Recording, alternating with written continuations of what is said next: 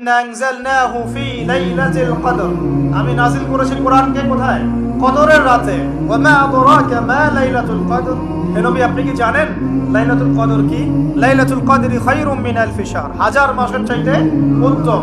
তানাজ্জালুল মালাইকাতু war রূহ, এই রাতে নাযিল হন, অবতীর্ণ হন কারা? ফেরেশতারা এবং জিবরাইল আলাইহিস সালাম।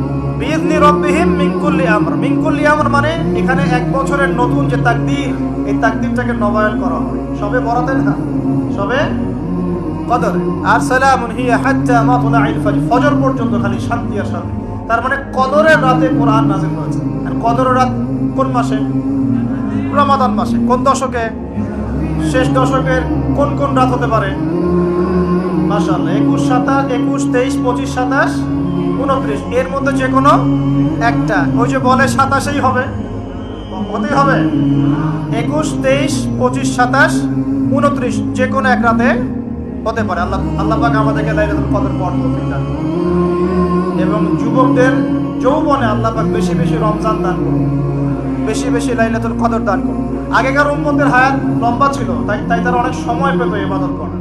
আমাদের যেহেতু একটা শর্ট, এই কারণে আল্লাহ রাব্বুল আলামিন আমাদেরকে এরকম উৎসবের কিছু সিজন দিয়েছেন, ইবাদতের সিজন দিয়েছেন। যেমন লাইলাতুল কদর, এক রাত ইবাদত করবেন, হাজার মাস ইবাদতের চাইতে উত্তম হবে ইনশাআল্লাহ। আল্লাহ রাব্বুল আলামিন আমাদের সবাইকে বেশি বেশি নেক আমল করার তৌফিক এনায়েত করুন।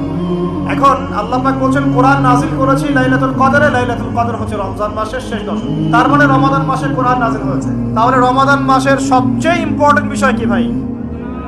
কোরআন নাযিল হওয়া। কোরআন, এখন কোরআন নাযিল হওয়ার পর কি হয়েছে? উত্তর, কোরআন নাযিল হওয়ার পর মাত্র 23 বছরের ব্যবধানে, কত বছর? মাত্র 23 বছরের ব্যবধানে একটা আইয়ামে জাহেলিয়াত মানে আবু জেহেলের সমাজ মুহাম্মদ সাল্লাল্লাহু আলাইহি ওয়াসাল্লামের সমাজে পরিণত হয়েছে বলে আল্লাহু আকবার। আবু জেহেলের সমাজ মানে কি? যে সমাজে শিরকে ভর্তি ছিল, কি ছিল? এখন নাই? মুসলিম অমুসলিম উভয় সমাজে শিরক নাই। বহু মুসলিম কবর পূজা করে কিনা, মাজার পূজা করে কিনা, আছে না এগুলা? আপনাদের এলাকায় আছে কিনা আমি জানি না।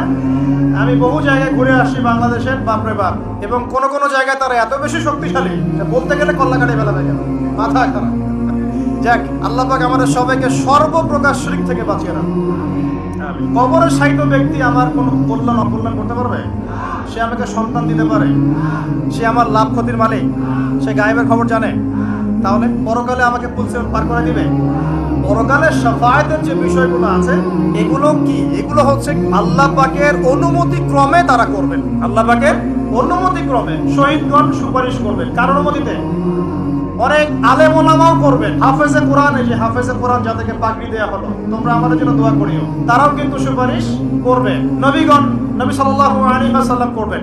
এটা কি নিজের ইখতিয়ার না আল্লাহর অনুগ্রহ? কোনটা? এটা আল্লাহ পাকের অনুগ্রহ। সো আকীদা স্পষ্ট রাখবেন। এরপরে আসেন, তো যেটা বলছিলাম প্রিয় ভাই, আবু জেহেলের যুগ মানে কি?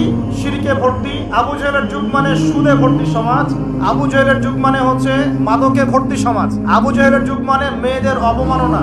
আবু জেহেলের যুগ মানে গোত্রীয় হানাহানি। এগুলো ছিল আবু জেহেলের যুগ। এখন এই সমস্যাগুলো এই বিশ্বে আছে কি নাই? তাহলে এই বিশ্বের প্রেক্ষাপটেও কোরআন নাযিলের সেই মর্ম চলবে কি চলবে না? একই বিষয় না? আবু জেহেলের যুগে যা ছিল এই বিশ্বে আমরা তাই দেখছি। আবু জেহেলের যুগে লাইলাতুল কদরে কোরআন নাযিল হয়েছে রমজান মাসে, তার মানে এখনো সেই একই হক আদায় করতে হবে কোরআনকে কেন্দ্র করে, কথা ঠিক কিনা?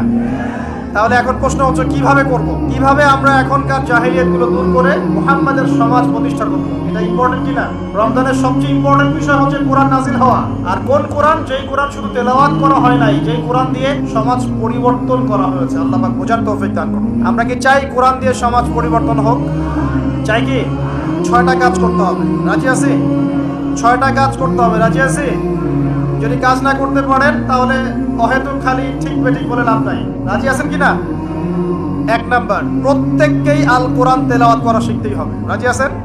এমন একজন সাহাবী আপনি দেখাতে পারবেন না যিনি কোরআন তেলাওয়াত করতে জানতেন না। একজন সাহাবী দেখান আমাকে তিনি কোরআন তেলাওয়াত করতে পারতেন না। পারবেন? তার মানে শুধু কোরআনের আলো ঘরে ঘরে জ্বালো এই স্লোগান দিয়ে সমাজ পরিবর্তন হয় নাই। কোরআনের হক আদায় করেছেন বিধায় হয়েছে। আমরা কি রাজি আছি কোরআন তেলাওয়াত করা শিখবো ইনশাআল্লাহ? একজন ব্যক্তি বাকি থাকবেন না যিনি কোরআন তেলাওয়াত করতে পারেন না, এমন একজন ব্যক্তি বাকি থাকবেন না ইনশাআল্লাহ। রাজি আছেন? যার বয়স 70 হয়ে গেছে আপনিও কায়দা নিয়ে বসবেন ইনশাআল্লাহ। আপনার বয়স 80 হয়ে গেছে তাও কায়দা নিয়ে বসবেন ইনশাআল্লাহ। ওর পড়তে পড়তেই মৌত হয়ে যাক, তাও সমস্যা নেই। রাজি আছেন?